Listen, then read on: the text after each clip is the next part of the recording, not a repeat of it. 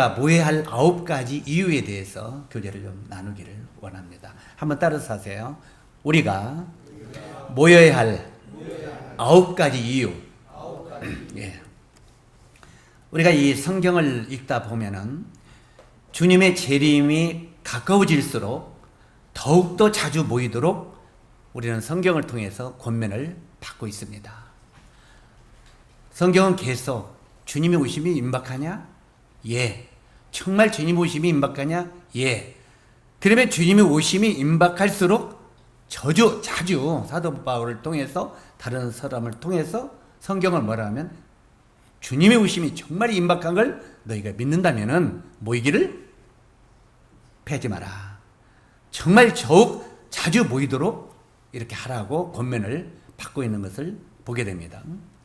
먼저 이 권면을 우리가 대표적으로 사도 바울을 통해서 받고 있는 것은 우리가 잘 아는 대로 히브리서 10장 25절. 오늘 성경을 좀 많이 찾을 겁니다. 많이 찾을 거니까 우리가 성경을 부지런히 찾는 법도 한번 배울 수 있었으면 좋겠습니다. 히브리서 10장 25절. 이 말씀만 전체적으로 쭉 체크를 해놔도 이 모임이 얼마나 귀중하구나 이걸 배울 수 있을 것입니다. 찾으셨으면 25절을 같이 읽도록 하겠습니다. 시작. 모이기를 패하는 어떤 사람들의 습관을 같이 하지 말고 오직 권하여 그날이 가까움을 볼수록 더욱 그리하자. 사도 바울을 통해서 이렇게 우리는 권면을 받고 있습니다. 그날이 가까움을 볼수록, 그날이 어떤 날입니까? 주님이 다시 오심이 임박함을 볼수록 너희는 모이기를 패하는 습관같이 하지 말고 더욱더 모임을 힘쓰라 이렇게 말하고 있습니다. 오늘날뿐만 아니라 초대교회 시대에도 성도들이 모이는 일들을 많이 저버리는 일들이 있었습니다. 초대교회도 그 지역, 나라마다 굉장히 달랐어요. 데살로니가 교회 같은 데는 굉장히 모이기를 힘쓴 나라 지역입니다. 그런데 고린도 교회는 굉장히 모임을 많이 패한 이런 지역이었고요. 그 성경에도 초대 교회에도 지역 교회마다 이렇게 습관적으로 모이는 일을 많이 저버리는 모임도 있고 열심히 모이는 모임도 있었다는 것입니다. 그들은 성도들이 모일 때 습관적으로 거기에 참여하지 않았던 것도 봅니다. 물론 초대교회가 다 그런 게 아니라 맞으면 오늘날도 지금 잘 모이는 모임도 있고 안 모이는 모임도 있다고 그랬잖아요. 지금 여기에 그 초대교회도 안 모이는 모임들한테 지금 이렇게 말하는 것입니다. 그들도 성도들이 모일 때 습관적으로 거기에 참여하지 않았던 이런 모임들이 많이 있었습니다. 그래서 모임을 패하는 것은 사도 바울은 습관이라고 말하고 있습니다. 우리 마음 가운데 내가 조금 몸이 뿌듯하더라도 주님 앞에 나가야지 이런 결단을 하게 되면은 뿌듯하더라도 나오게 됩니다. 그런데 몸이 이제 뭐 일하고 뜨거하면 오늘은 그냥 눕고 싶다, 쉬고 싶다 이런 마음이 와서 한번 쉬면 그 다음에 똑같은 현상이 오면 똑같이 쉬고 싶은 마음이 온다는 말입니다.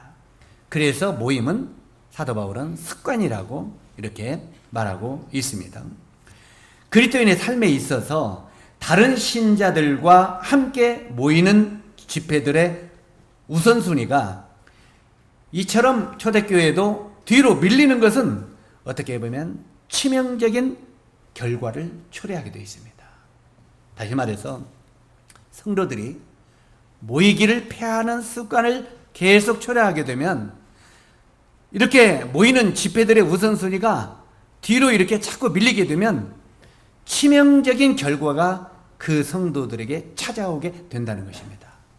그러면 이 치명적인 결과는 어떤 결과들이 찾아오느냐? 먼저는 죄가 미소 짓고 찾아온다고 하는 것입니다. 모임을 점점 빠지는 사람의 결국 보면 거의 100% 죄 가운데 빠집니다. 한 주가 빠져, 두 주가 빠져, 세 주가 빠져, 한 달에 빠져, 계속 빠지죠. 그 뒤를 조사해 보면 쭉 찾아보면 틀림없이 죄 가운데 빠져 있습니다. 거의 100%가. 제가 100%라고 하는 것은 너무 극단적인 이야기지만 거의 90%가 죄 가운데 빠져 있는 걸 보게 됩니다. 마음속이 점점 어두워질 때, 뭔가 불평이 많고 뭔가 짜증이 많고 뭔가 점점 상태가 좋지 않을 때 그 상태의 결과로서 모임을 점점 패하는 이런 일들이 일어난다는 말입니다. 그래서 사도 바울도 이렇게 집회를 참석하는 우선순위가 뒤로 계속 밀리는 것은 신앙의 치명적인 결과가 초래된다고, 이건 사도 바울이 그렇게 말하고 있습니다. 그 다음에 두 번째, 하나님은 자기 백성이 모일 때 그들에게 나타내서 말씀하신다고 말하고 있습니다. 백성들이 모일 때, 성도들이 모일 때, 교회들이 모일 때 주님이 그들에게 말씀하신다는 겁니다. 우리 구약성경 느헤미야서 8장을 한번 열어주시면 좋겠습니다. 구약성경 페이지 수로 738페이지 738페이지 느헤미야서 8장 1절에서부터 좀 길지만 8절까지 우리가 한번 같이 읽도록 하겠습니다. 1절부터 이스라엘 시작.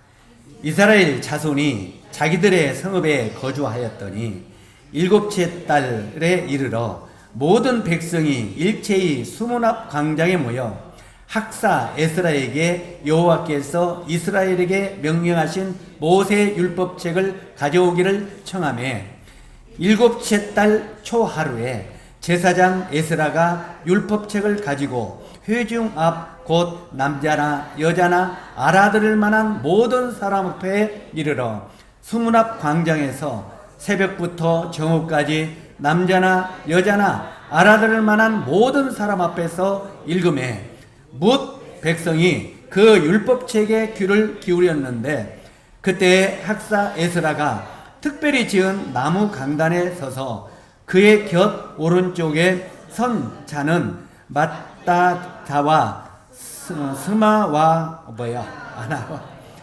우리야와 힐기야와 마세야요 그 왼쪽에 선자는 부다야와 미사엘과 말기야와 하숨과 하스밧 다나와 스가랴와 무술람이라. 에스라가 모든 백성 위에 서서 그들 목전에 책을 펴니 책을 펼 때에 모든 백성이 일어서니라. 에스라가 위대하신 하나님 여호와를 송축하며 모든 백성이 손을 들고 아멘 아멘 하고 응답하고 몸을 굽혀 얼굴을 땅에 대고 여호와께 경배하니라.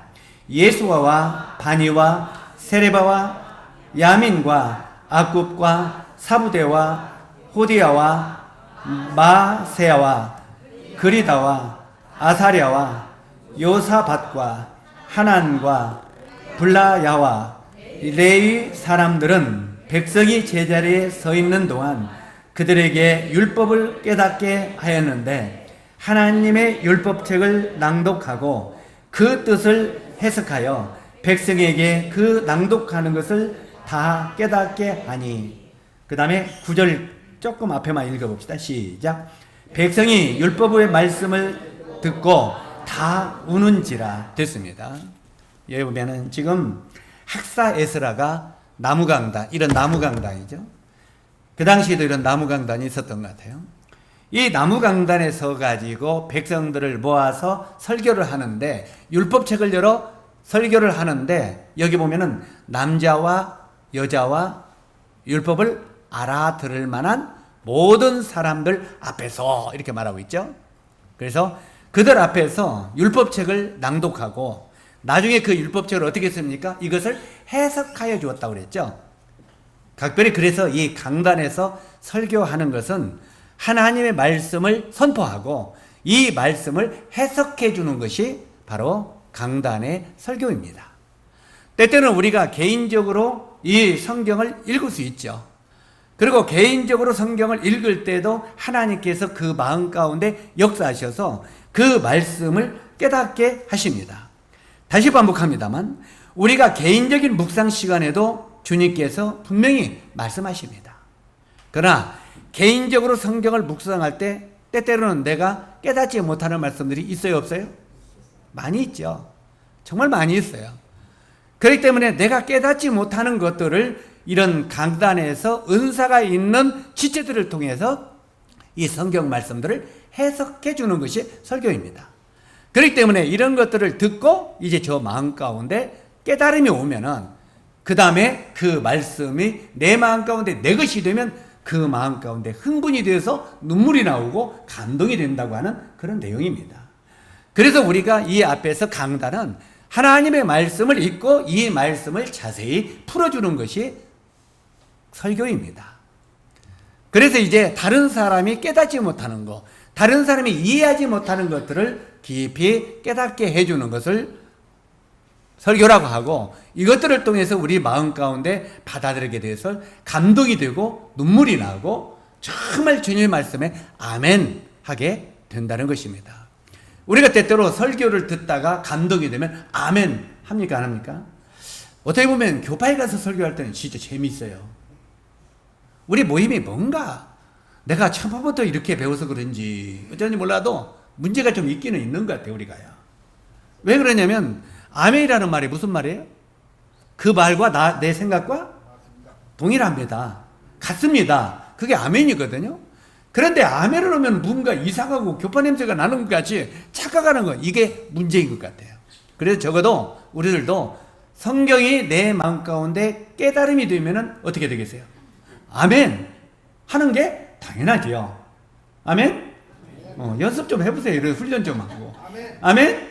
예, 깨달음이 되면 아멘하라고 화답하는 게, 우리가 교파 가서 복음을 전할 때나 말씀을 전할 때 쭉 풀어주면 할렐루야 아멘 그래. 그러면은 와, 이분들이 깨닫고 있구나 이러면 막 마음 가운데 막 설교하는데 힘이 나는 거예요.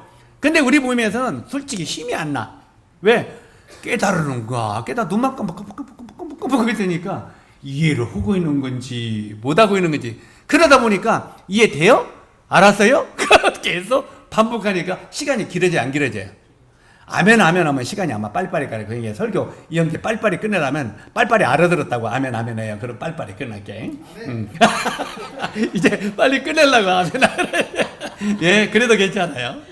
예, 자간 어찌하든 간에 여기에 지금 그걸 이야기합니다.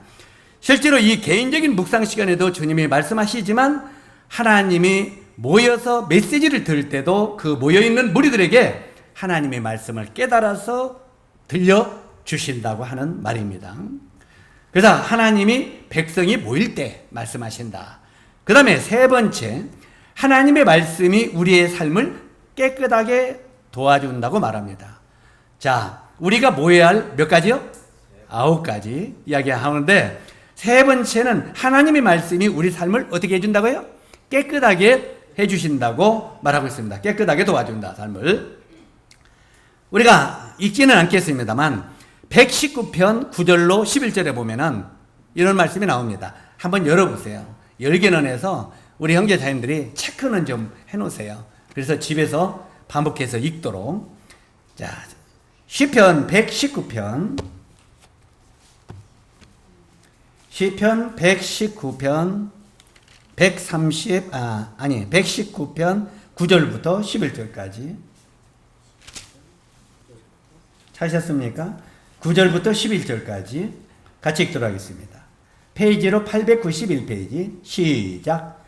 청년이 무엇으로 그의 행실을 깨끗하게 하리까? 주의 말씀을 지킬 따름이니이다. 내가 전심으로 주를 찾았사오니 주의 계명에서 떠나지 말게 하소서.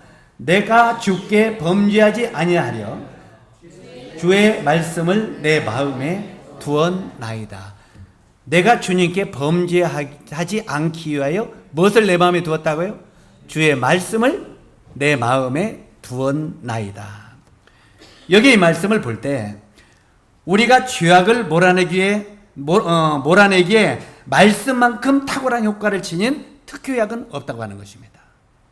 우리가 죄를 이길 수 있는 힘은 특효약이 말씀입니다.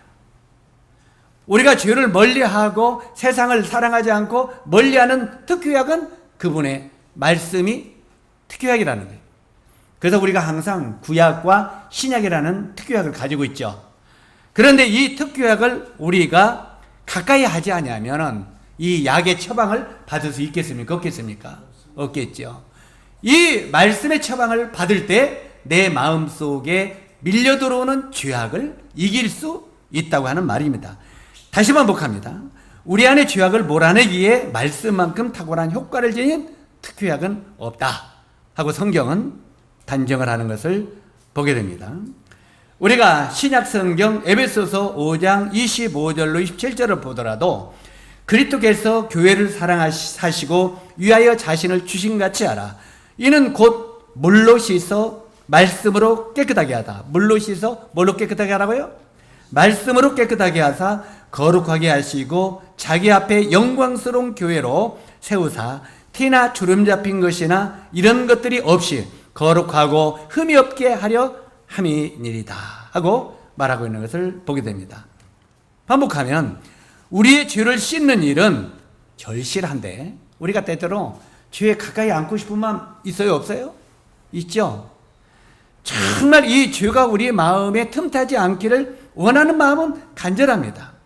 그런데 이런 것들이 절실한데 우리가 집회에 잘 참석하지 않냐고 빠지면 그런 기회를 놓쳐버린다는 말입니다.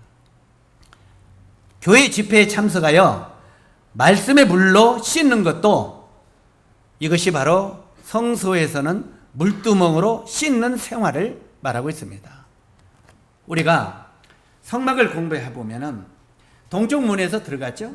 그러면 제일 앞에 놓여 있는 게 뭐였습니까? 번제단이 있죠. 놋 번제단. 이 번제단에 양, 소 이런 것들이 막 피를 흘려서 거기서 번제로 드려집니다.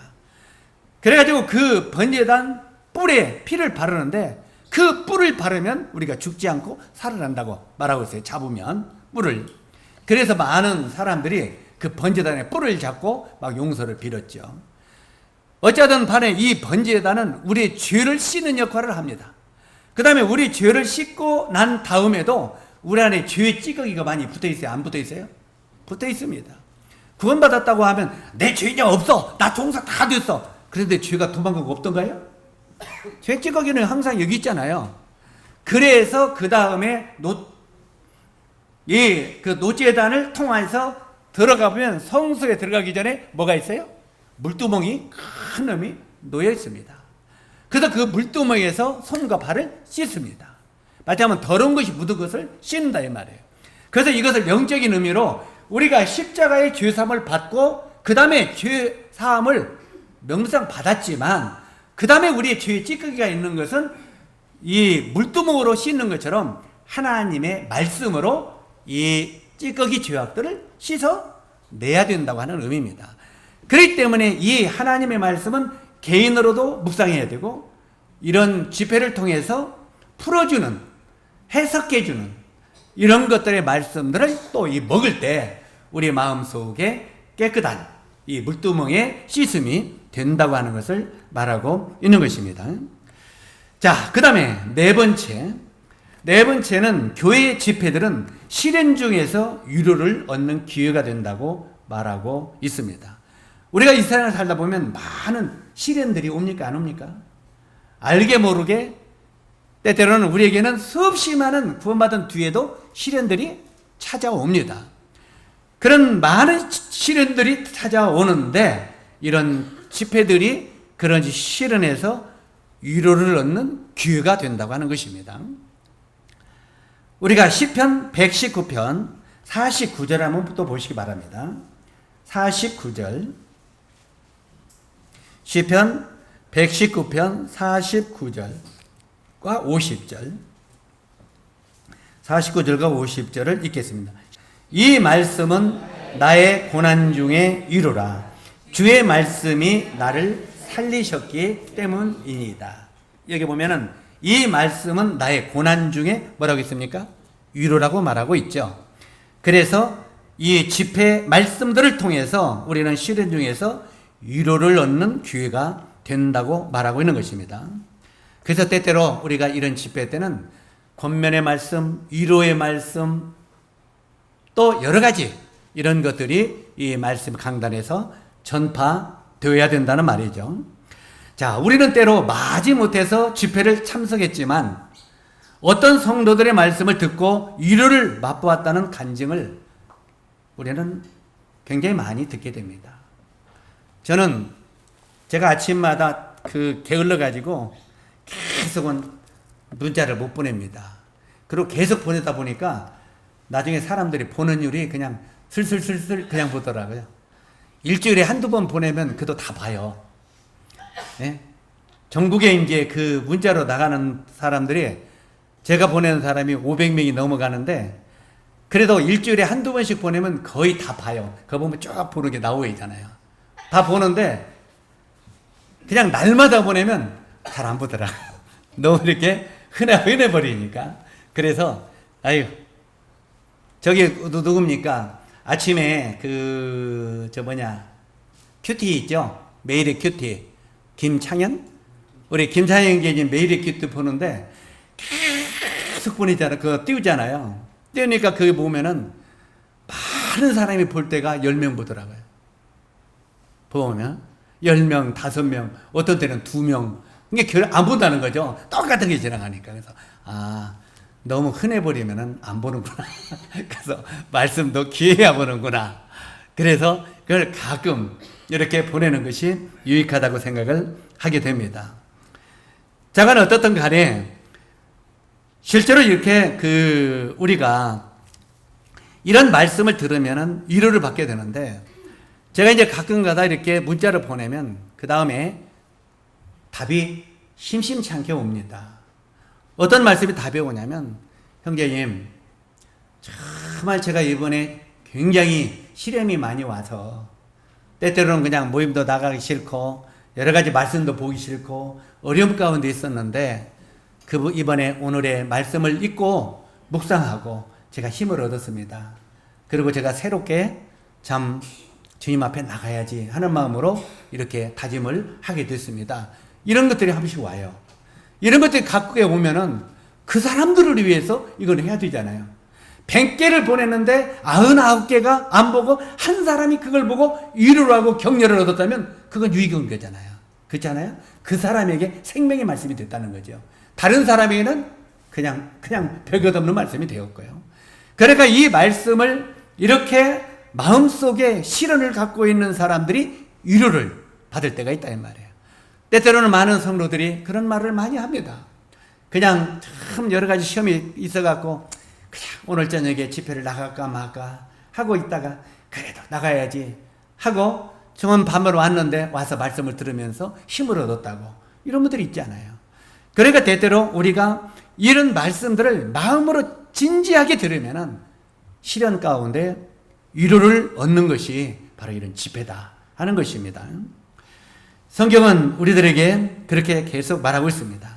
무엇이든지 전에 기록한 바는 우리의 교훈을 위하여 기록된 것이니 우리로 하여금 인내로 또는 성경의 안위로 소망을 가지게 함이니라. 로마서 15장 4절에 이렇게 말하고 있습니다. 이 로마서 15장 4절에 다시 읽겠습니다.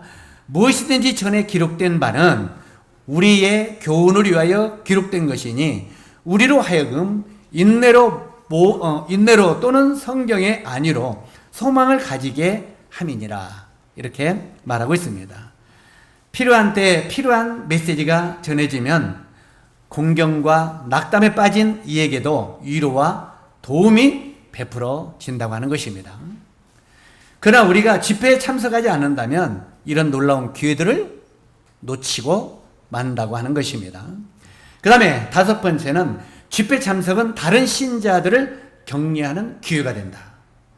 집회 참석은 나뿐만 아니라 내가 집회에 참석함으로 말미암아 다른 성도에게 격려하는 기회가 된다는 말이에요. 좀 이상한 말이죠? 내가 참석함으로 다른 사람에게 격려하는 기회가 된다. 우리가 시편 119편 74편을 한번 열어주시면 좋겠습니다. 119편 74편 74절만 읽도록 하겠습니다. 시작.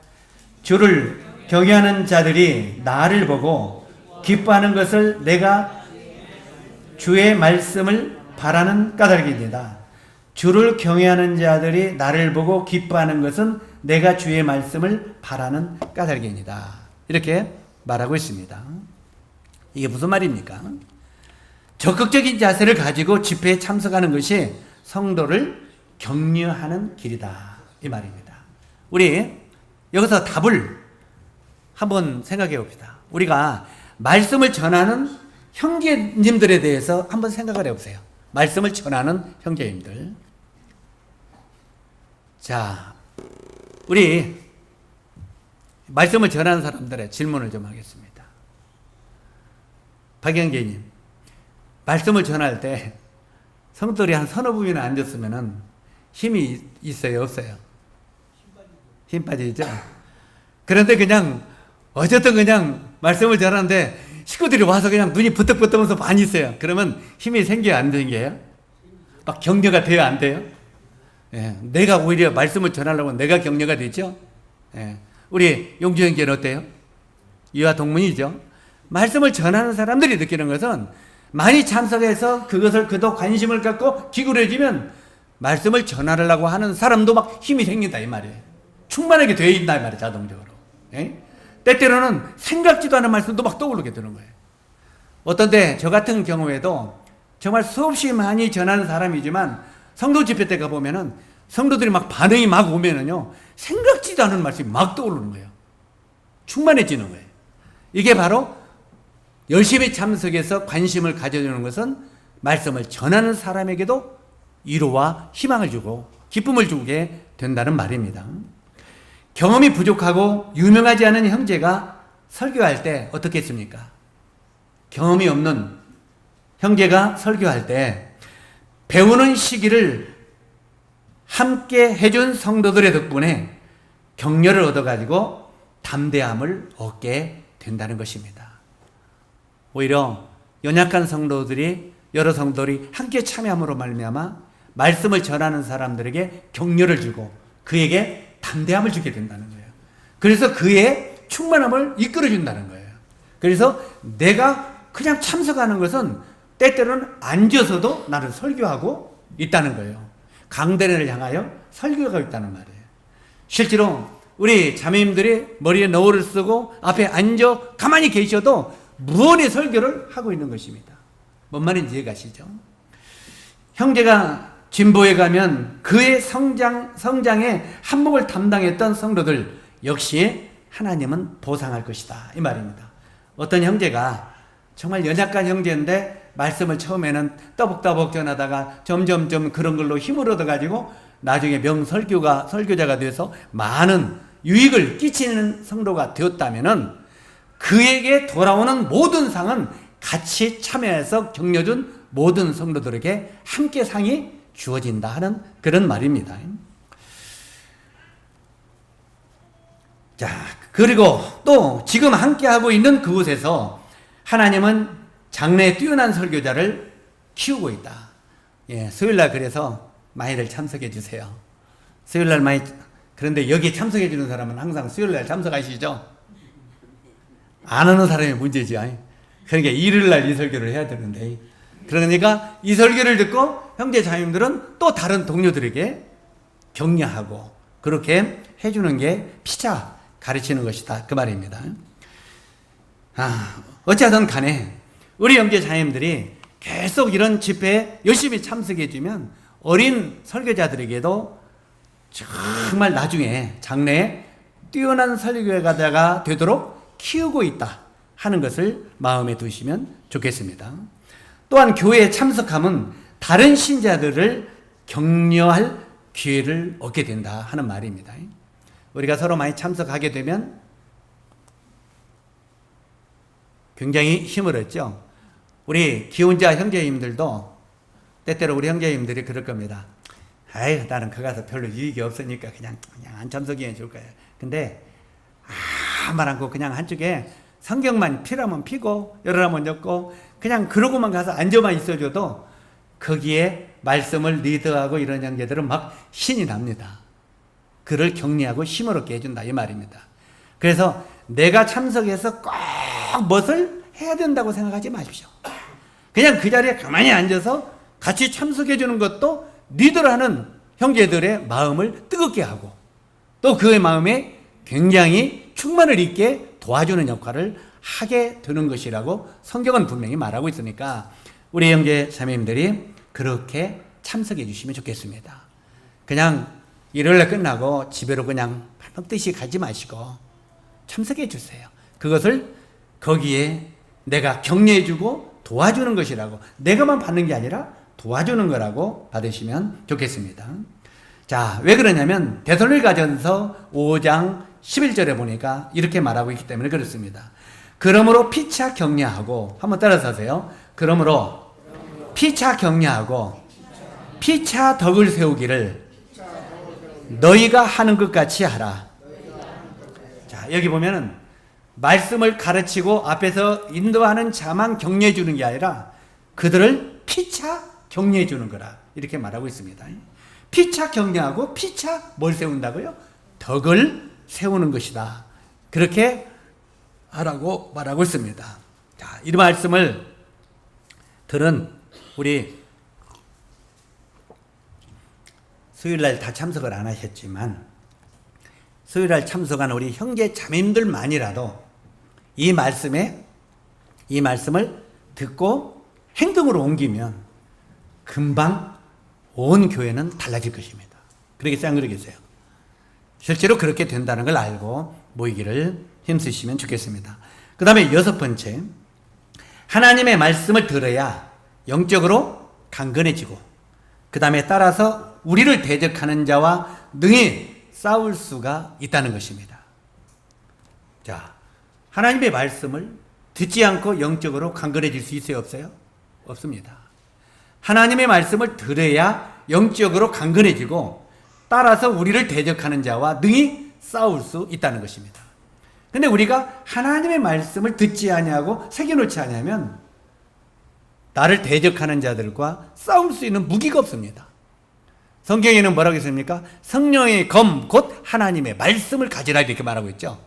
그런데 내가 말씀을 듣지 않고 해석을 듣지 아니하면 내가 이것을 대적하는 힘이 없다는 말입니다. 우리 시편 119편 98절을 열어주시면 좋겠습니다. 119편 98절 하셨습니까? 자, 시작. 주의 계명들이 항상 나와 함께 하므로 그것들이 나를 원수보다 지혜롭게 하나이다. 여기 답이 나와 있잖아요. 주의 계명들이 항상 누구와 함께?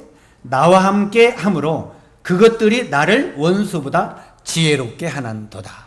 하나님의 말씀을 듣고 배우고 내 것으로 많이 새길 때 원수들을 대적할 수 있는 지혜를 내가 얻게 된다고 말하고 있습니다. 물론 신약성경 에베소서 6장 17절에도 구원의 투구와 성령의 검 곧 하나님의 말씀을 가지라 하고 에베소서 6장 17절에도 기록하고 있습니다. 어쨌든 사단에 대항하는 훈련에서 면제되는 신자는 아무도 없습니다. 다시 말해서 사단과 싸워서 이길 수 있는 성도는 없다는 말입니다. 그냥 이길 수 있는 사람은 없어요.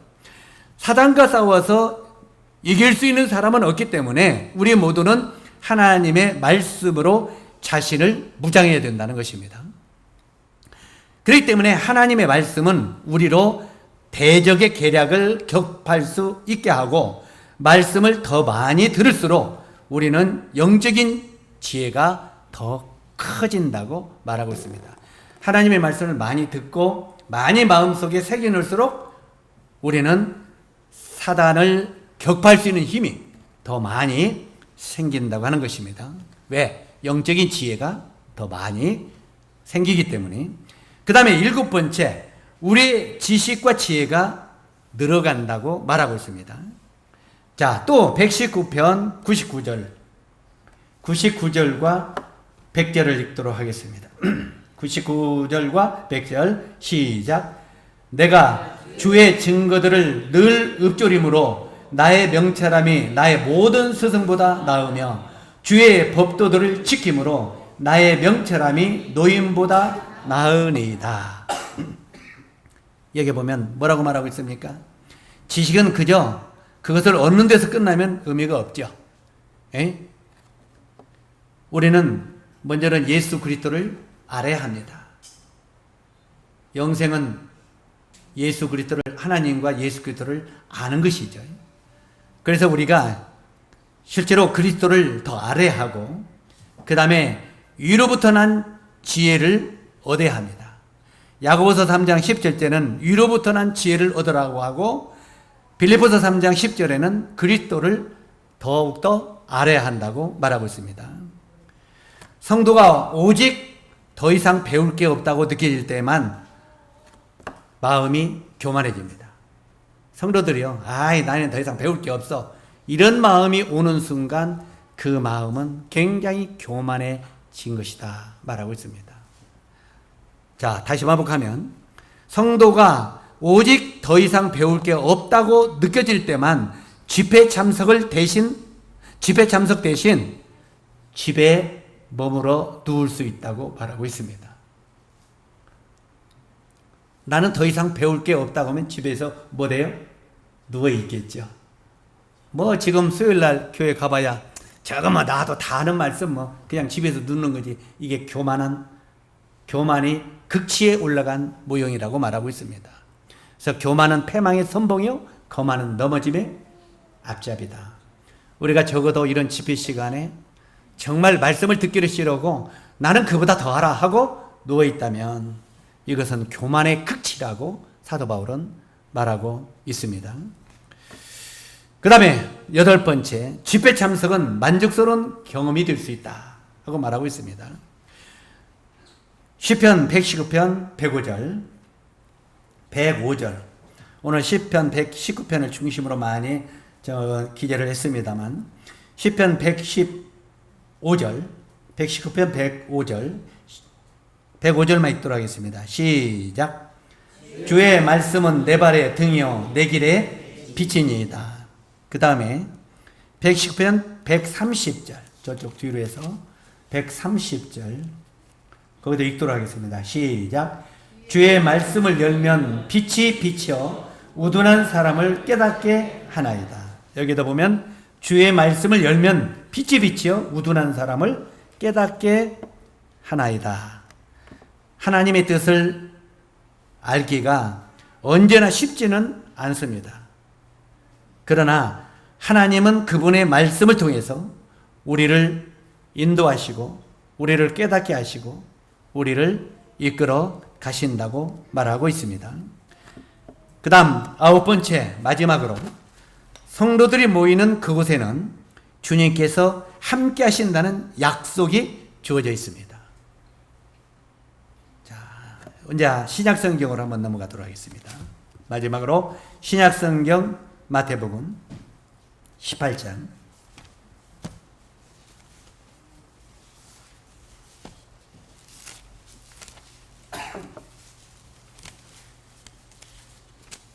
마태복음 18장 20절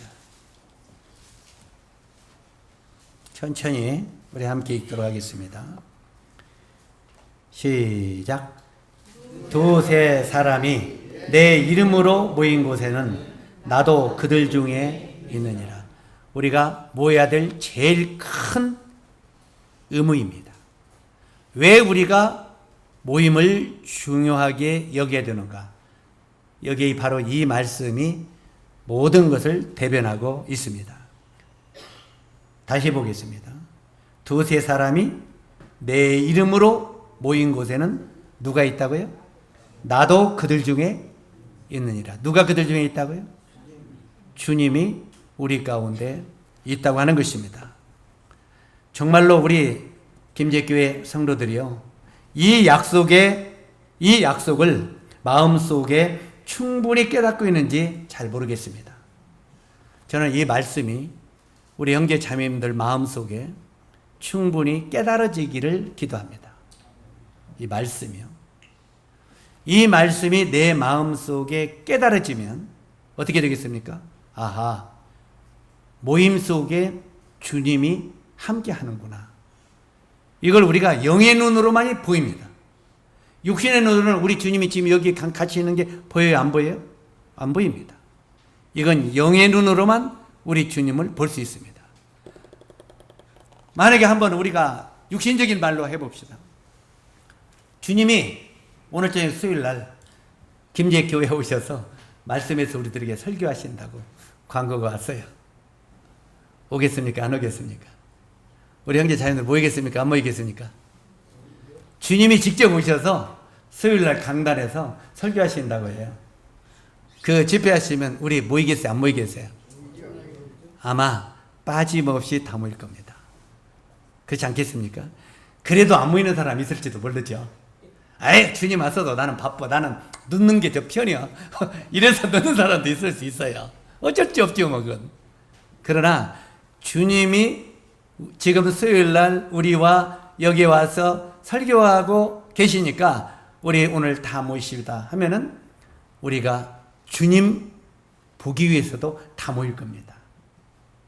그런데 주님은 뭐라고 하냐면 너희들이 2명이 모이든지 3명이 모이든지 너희들이 내 이름으로 모이는 곳에는 내가 너희와 함께 하겠다고 약속하셨습니다. 그러면은 우리가 계속 이 모임에 충실히 참석하면 주님은 이 자리에서 우리와 함께 계시면 우리의 얼굴을 항상 보고 계세요? 안 보고 계세요? 항상 보고 계실 것입니다.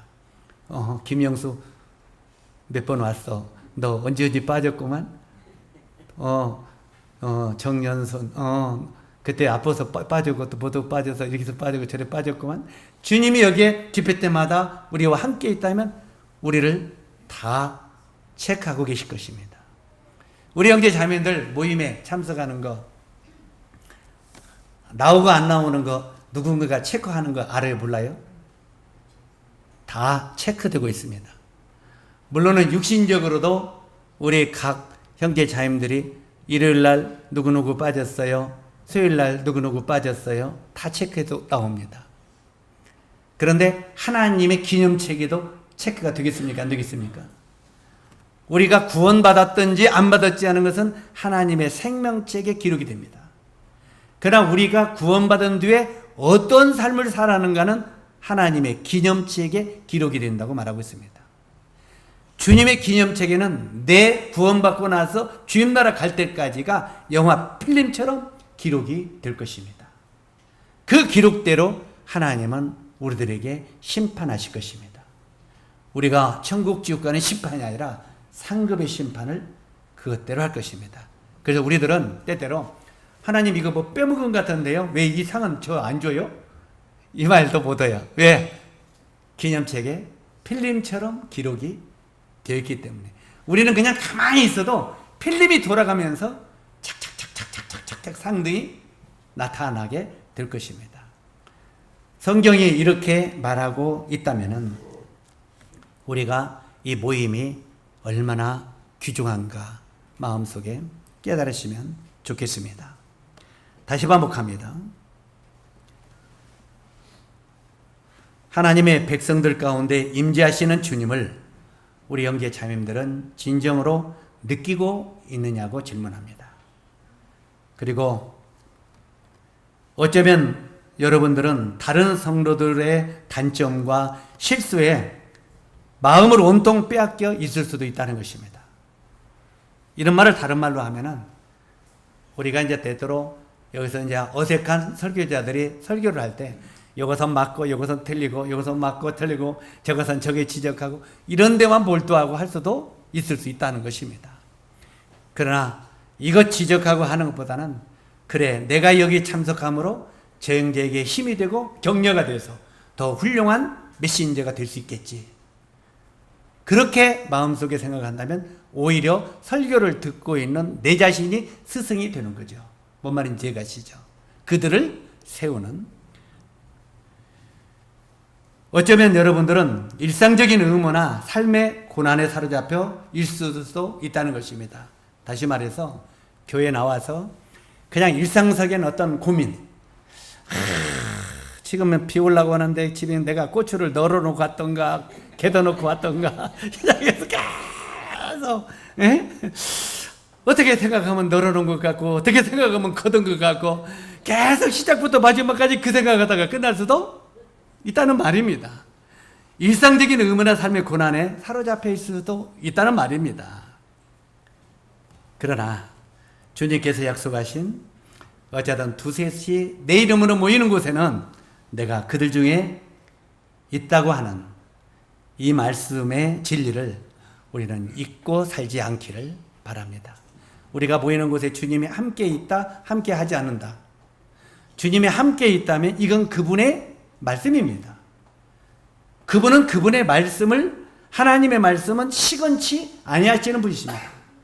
두셋이 내 이름으로 모이는 곳에 내가 그들 중에 함께 있다고 말씀하셔 놓고 우리가 모이는 곳에 안 계시다면 그건 주님의 말씀이 진리가 아닙니다. 우리가 보지 못하고 듣지 못할지라도 이 말씀이 주님의 말씀이기 때문에 주님은 오늘도 변함없이 이곳에 지금 우리들을 보고 계시고 여기서 메시지를 전하는 우리들을 통해서 지체들을 통해서 그분의 뜻을 나타내기를 원하고 있다고 하는 것입니다. 우리가 마지막으로 주님이 부활하신 후에 제자들이 다 모였죠? 근데 누구 하나 빠졌죠? 누가 빠졌어요? 그 용감했던 토마가 모임에 빠졌어요. 한 번 빠졌어요. 그랬는데 그 다음에 제자들이 모여서 주님이 부활하셨다 막 하고 막 교제를 하는 거예요. 그러니까 토마가 그 자리에 참석해서 뭐라고 느꼈습니까? 이 친구들이 미쳤나? 이해가 안 가고 미쳤다고 생각해 이 친구들이. 그죠?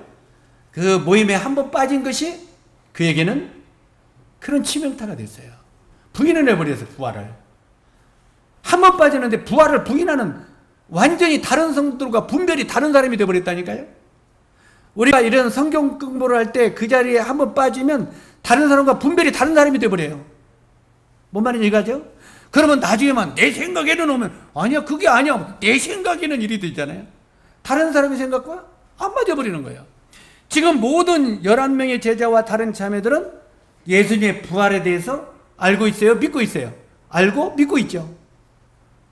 그런데 그 자리에 빠졌던 도마는 믿고 있어요? 안 믿고 있어요? 안 믿고 있어요. 그들은 전부 다 예수님이 부활했다는 것을 확증하고 있어요. 도마는 부인하고 있어요. 완전히 생각들이 달랐어요. 그래서 우리가 성경 공부할 때 그 자리에 빠질 때 내 얼마나 엉뚱한 분별로 나 혼자 달려가는 사람이 되는가를 아셔야 됩니다. 굉장히 중요한 것입니다. 그래서 이 모임이 얼마나 중요한 것인가를 꼭 알아야 됩니다.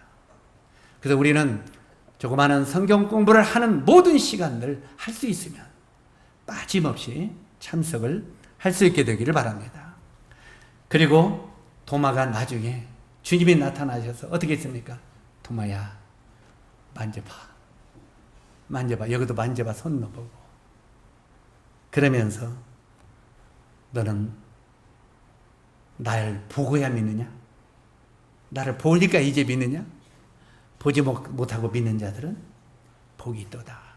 그러면서 도마야 너도 모임 폐에서 부인하는 자가 되지 말고 앞으로는 열심히 참여하는 자가 되어야 되지 않겠느냐? 이렇게 권합니다. 여기 이 메시지가 오늘 수요일날 오늘 참석한 우리 형제 자매들 마음속에 깊이 역사되기를